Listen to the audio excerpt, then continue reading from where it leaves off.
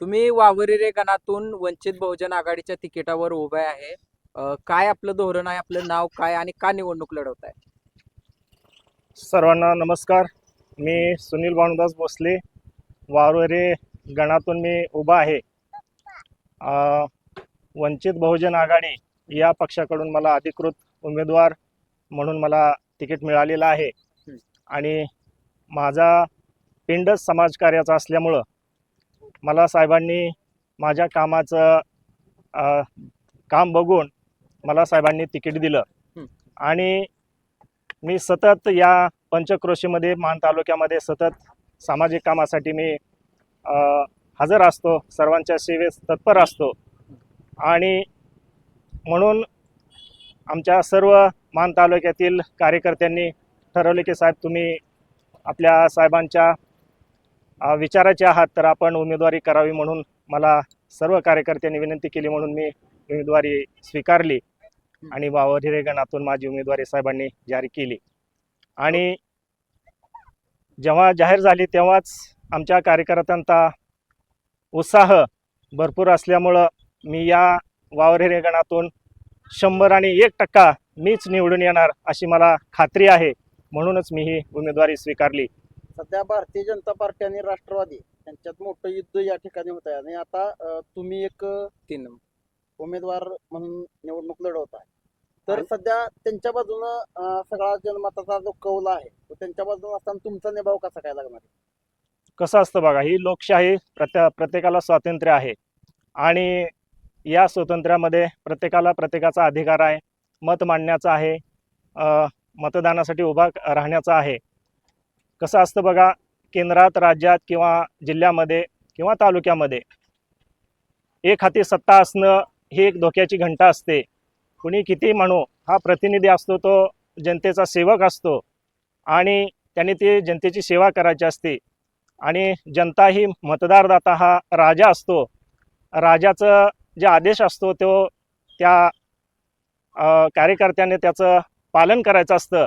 पण वस्तुस्थिती अशी आहे की लोकांना तो प्रतिनिधी तिथं गेल्यानंतर जे लोकांची कामं करायची असतात ती बाजूला ठेवून स्वतःसाठी म्हणा किंवा स्वतःच्या प्रतिष्ठासाठी म्हणा, जो आपला माणूस आहे त्यालाच हाताशी धरलं जातं आणि बाकीचा जो वंचित समाज आहे, वंचित घटक आहे, याच्याकडे लक्ष दिलं जात नाही. या तालुक्यामध्ये माननीय गोरेभाऊ यांनी जरी तालुक्यामध्ये पाणी आणलेलं असलं तर वस्तुस्थिती अशी आहे की या देशामध्ये शिक्षण व्यवस्था आहे ती आज खाजगीकरणाच्या ह्याच्यावरती उभी आहे. त्याचं पूर्णपणे खाजगीकरण केलेलं आहे. त्यामुळं जे वंचितांची, गरिबांची, शेतकऱ्यांची मुलं आहेत हे शिक्षणापासून वंचित राहणार आहेत आणि जे मुलं आज शिक्षण घेतलेलं आहेत, ग्रॅज्युएशन झालेलं आहेत आणि नोकरीच्या प्रतीक्षेत आहेत, व्यवसायाच्या प्रतीक्षेत आहेत, परंतु संपूर्ण या देशामध्ये म्हणा, महाराष्ट्रामध्ये म्हणा किंवा आपल्या या गणामध्ये म्हणा की रोजगाराची संधी उपलब्ध नाही. घोषणा केल्या जातात पण प्रत्यक्षात जेव्हा येईल तोपर्यंत हा जो शिक्षक वर्ग म्हणजे जो बेरोजगार युवक आहे हे चालू होईपर्यंत किंवा त्यांना रोजगार मिळापर्यंत त्यांचं वय संपून जाणार आहे आणि मग त्यांच्या मुलांचं, त्यांच्या पुढच्या भविष्य काय असणार आहे हे लोकांच्या लक्षात येत आहे. परंतु शिक्षणाचं खाजगीकरण केल्यामुळं गोरगरिबांची मुलं पैसे भरून शिक्षण घेऊ शकत नाहीत. म्हणून आम्ही शिक्षणावरती भर देतोय की खाजगीकरण थांबलं पाहिजे, सरकारनेच या शाळा चालवल्या पाहिजेत असं आमचं ठामपणे मत आहे.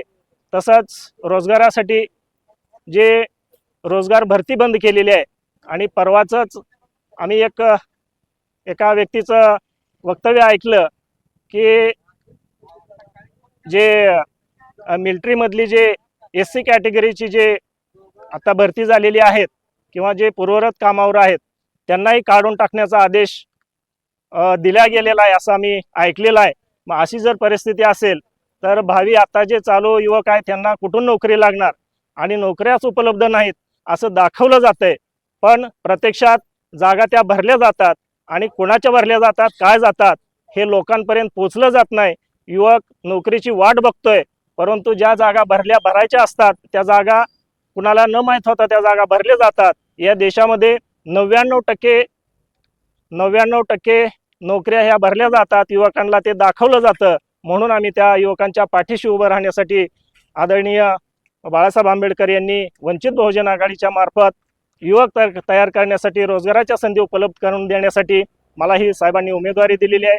तसेच या शिंगणापूर नगरीमध्ये किंवा पंचक्रोशीमध्ये जे बेघर आहेत आणि त्यांना शासनाने 2016-2018 साली जो निर्णय दिला होता की जे कुटुंब ज्या जागेमध्ये राहतं त्यांना राहण्यापुरती जागा हे सरकारने अक्वायर करून ठराव घेऊन हे कायम करण्यात यावी, परंतु तसं काय केलेलं दिसत नाही.